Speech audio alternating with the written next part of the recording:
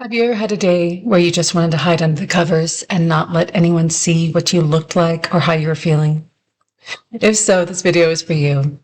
Hi, I'm Amy Rose White. I'm an integrative psychotherapist making mental health videos for spiritual people. This one is really coming out of a personal experience I'm having right now because I'm set to make a bunch of videos all at once today, and I am having this crazy thing in my eye. I'm having a broken blood vessel that's been happening on and off for a month. And I'll go into talk in a second about why I think that is and how it's related to how I cope when I feel insecure about my appearance. But it is so commonplace, and it's something that comes up in my practice so often, I decided to talk about it. What better moment than when you have what my 22-year-old son told me yesterday looks like a zombie apocalypse eye. So I don't know, you may not even be able to see this, but when you look into the mirror, you put on mascara, if you're someone that wears mascara, it's just one of those things you kind of can't get away from. So whether it's that for me today or a few years of perimenopausal weight gain that was really difficult for me to cope with, and I wished that it didn't bother me as much as it did, but it did. I've learned a lot about coping with body insecurity, and I'm here to talk about just some really simple strategies on how to do that. And that could be whether you are feeling conscious about your skin, acne, hair, your weight, your body shape that's changing, being too small, being too big, too short, too tall. I mean, none of us can really win, especially women these days, in regard to body image and the expectations placed on us for meeting some perfect image. So it's going to come up for everyone, and including men, people of any gender. But today I'm really specifically talking about just what's the process that I go through sometimes on a daily basis when something like this just keeps coming up that I'm just not feeling at my best with. So one of the first things might be obvious and probably should come a little later down in this video, but it's just so obvious. I put on something ridiculous or fabulous or both. Now, you might not have a closet full of those things as I do, because I grew up in the dance and theater world, and I've always had a deep love for performing and glitz and glamour. And so I don't have to look very far in my closet to find something that's going to just make me smile. But there's a reason that I put on my 80s ice skater shirt today that is too tight in the chest, and I cannot even zip it up, but it just automatically takes my attention away from my bloody zombie eye and onto something that's just so much more playful and actually gives me a moment to be creative. So that's my first suggestion to you, is if there's anything that you can do despite not feeling particularly glamorous, that's playful, that's fun. It might be putting a flower in your hair. It might be putting on red lipstick. It might be just wearing something you don't typically wear. It might be wearing some of your partner's clothing. It could just putting on a hat if you never wear hats. Just kind of changing up your physical presentation when your mind is telling you that you don't have a choice because it's dangerous to express yourself or you're best off hiding yourself can be a really playful way to open up through the limiting beliefs that come up when we're not feeling so great about our appearance. Another primary tip I have for you is to listen. That means stopping, dropping whatever you're doing, and really taking some time, whether that's 5 to 15, 20 minutes, to actually sit in silence with your body and listen to what's going on. This is really important, especially if there's a particular area of your body that you are not wanting to touch, avoiding in the mirror, are saying really mean things to from your inner critic. It's very important that we stop and we try to reconnect rather than get lost in the cycle of blame and shame, that mean voice, or even worse, honestly, is disassociation and abandonment from that place.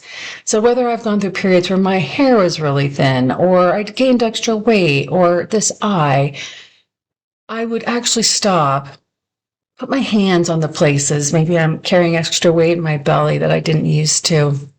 And actually listen to what that part of my body has to say. Last night as I was going to bed, I was putting my hand over my right eye and I had a castor oil pack on it. And I was just saying, oh, my sweet right eye, which represents the view we have of the world. What is it that you want me to know? What are you trying to tell me? What am I missing?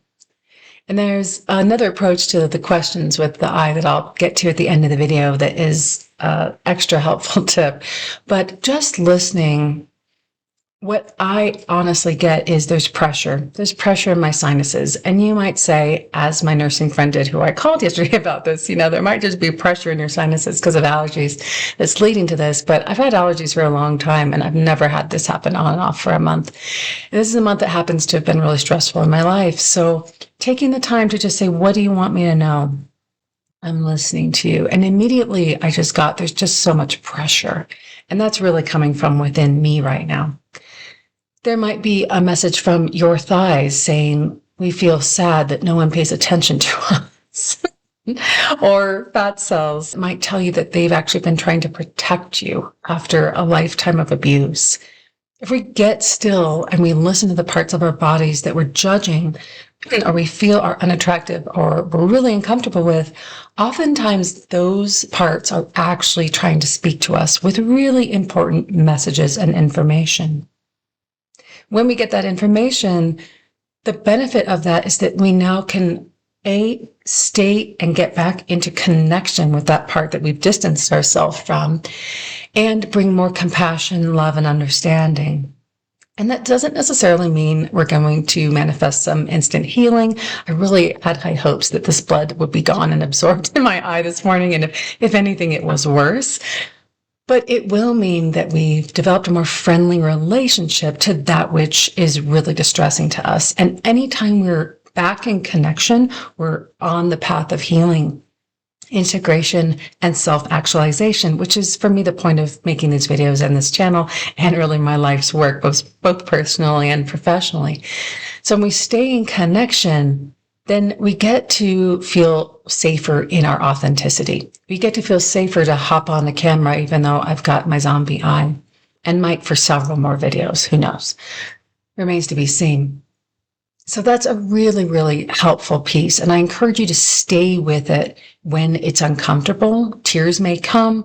You might find that a part is actually grieving that you feel disconnected. And if you don't get any information, just keep staying with the part that you're uncomfortable with and let it know that you're there and that you're listening and that you're willing to hear when the time is right. And I would encourage you to just keep doing that on a daily basis for a few moments to minutes each day. My next suggestion is to ask yourself, if I didn't have a problem with this, if this was magically fixed, if my eye was back to being white, if I had, the hair of Rapunzel, if I was whatever pounds thinner fit back in my old jeans, how would I imagine that would make me feel? And that is really the classic important question to ask. Anytime we're envious of someone else or we wish something were different in our lives, whether it's making more money, looking different, having a different state of health, having a different relationship, whatever that would be, it's because we believe we would feel differently in the world, in our life. And when we understand what the underlying feeling of that is as our goal, we can do two things. One, recognize that the people that have that thing we think we need or want to get that feeling often don't feel that way. Otherwise, people who are rich and beautiful and famous would basically have no problems. But that's simply not how it works. And the second thing is that we learn that that feeling could be made available to us right now.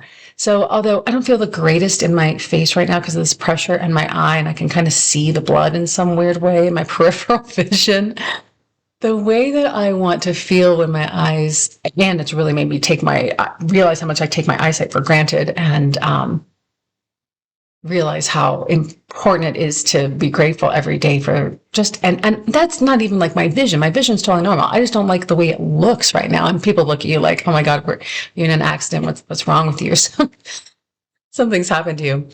So getting back to my point is if I go back to how I want to feel, which is just like healthy, vibrant, alive, I realize that I can actually invoke that sensation right now. If when I was carrying some extra weight due to hormones that felt totally out of my control, which was so wild, I'm sure I'm not the only person who at 45 suddenly all the eating and exercise habits that I'd had my entire life that had helped me maintain a certain size suddenly no longer worked. I had to realize that the lightness and the vitality and the kind of freedom that I felt in my body was really an inside job that had much more to do about my mindset than what my body was actually doing. And although I'm slowly getting and almost back to maybe what I physically used to feel and look like several years ago, it's honestly been the greatest teacher to me to do the thing anyway, which is my last tip, which is if you want to feel that way, you have to act as if. You have to go to the party with the bloody eye. You have to wear the tight dress or skirt that you love or whatever it is, even if it's going to look a little different on your body, because that's what you would do if you were feeling confident. Now, I'm not saying to put on something that's going to make you totally self-conscious and not in the present moment enjoy yourself. But I had to go out on my paddleboard in those years and wear my swimsuits because this long torso body does not look, it just doesn't work to wear a one piece. Like I had to wear a two piece in the years where I had a stomach that I did not recognize. And I did the thing anyway because I was not going to let my own body image issues, pressure from society, the place that I live in that really idolizes skinniness, especially for middle-aged women. I wasn't going to let that keep me from doing what I loved and feeling the freedom and liberation and connection to nature that I do on my paddleboard on the lake by my house. Lastly, I asked myself, and remind myself, where does my true likability, lovability, and worth actually come from? It is not in this temporary meat suit that we're all so lucky to have. It isn't in my abilities. It isn't in what qualities I have physically going on that someone may or may not deem are attractive in the moment, because beauty truly is in the eye of the beholder. And for me, that truth of where my likability and lovability and worth comes from is that omnipresent, never changing essence of my soul that is simply carrying the light of the divine. And this container is the vehicle to do that in this particular incarnation. And that's it. So although that doesn't make the physical pieces go away, it brings me back to reality and the truth and the fact that the details of the physical appearance or capabilities or abilities of the bodies of the people that I love most dearly have nothing to do with why I treasure them in my life and everything to do with the light that shines through them and how they show up in the world. So that's what I bring my focus back to. And then lastly, I use really good questions from this beautiful book called The Healing Questions Guide by Wendy Jensen. And the subtitle is Relevant Questions to Ask the Mind to Activate Healing in the Body. And I will link that in the description below if you're interested in that book. But what it does is it gives you something to kind of do with something that's bothering you. Now, weight gain in particular isn't in here, nor is body image, because it's a little less mental health and it doesn't think of weight gain as a physical health issue or problem, which I kind of like. But it does give lots of other things like bloating, acne, eye problems, lots of things, broken ankle, maybe you're in a cast and don't want to, hobble out in front of people and you're feeling insecure. There's a lot of things that would be in here. It's not exhaustive, but I just want to give you a really quick example of how you can use the questions. And I'm going to make a whole video about that. But let's just say you are feeling self-conscious about acne. Some of the questions it asks are, what will it take to stop abusing myself with my thoughts? What will it take to completely accept myself just the way I am? What will it take for me to stop blaming myself for all of life's sadness and misfortune in the world? And then it has an affirmation. I just read a few of the 8 that it offers. And that has an affirmation. I love and accept myself without reservation. I recognize all the love and support around me. I am the authority of my life, and I choose to create love and happiness.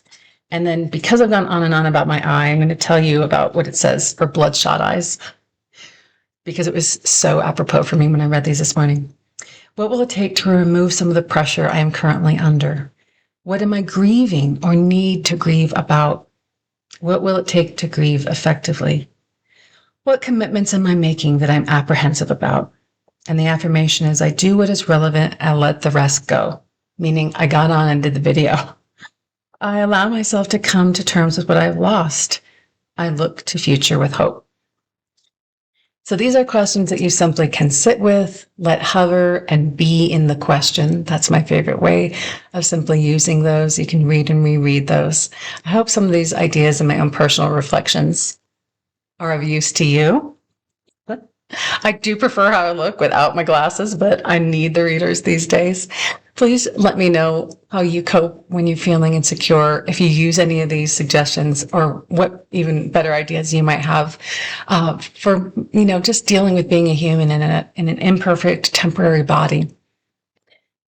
Please watch these videos if you're interested in this kind of content. And until next time, may you be well, may you be at peace, may you be healthy, and may you be happy. Bye for now.